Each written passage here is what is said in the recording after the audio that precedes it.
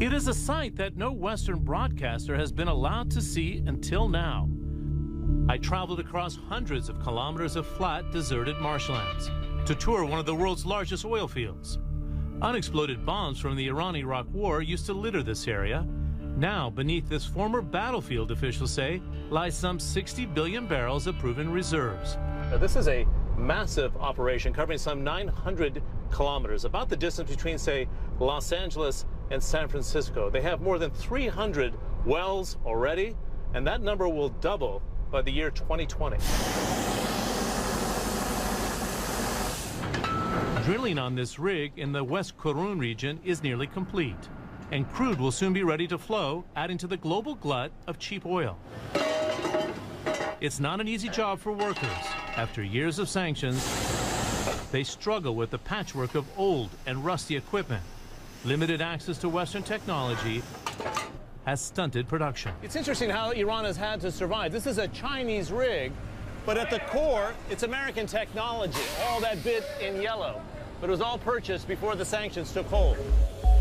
China stepped into the void created by Western-led sanctions. In North Azerbaijan, the state oil company built these new facilities with its Chinese partner, CNPC. This is the heart of the central processing facilities. This Western-trained petroleum engineer shows off new equipment where the crude comes in before export to world markets. This area... It's a start, but Iran's Deputy Minister of Petroleum says more investors are needed. All of these need to be developed, and we need more than a few major companies to partner with and to develop these fields. But it's fair you need the Western technology, right? Yes, that is correct. While some European companies like Total of France and Italy's Eni had a presence in Iran, U.S. companies left after the revolution in 1979 and never came back.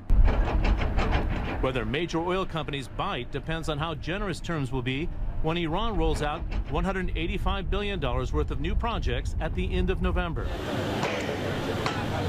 An ambitious plan, but one which Iran is banking on to usher in a prosperous new chapter after years of sanctions have taken their toll. Growth has stalled this year, but the World Bank believes Iran could hit 6% growth with this increased production. Good for Iran, but the prospect of a flood of new supply poses a dilemma for a market flooded with oil. John Defterios, CNN, West Qurun, Iran.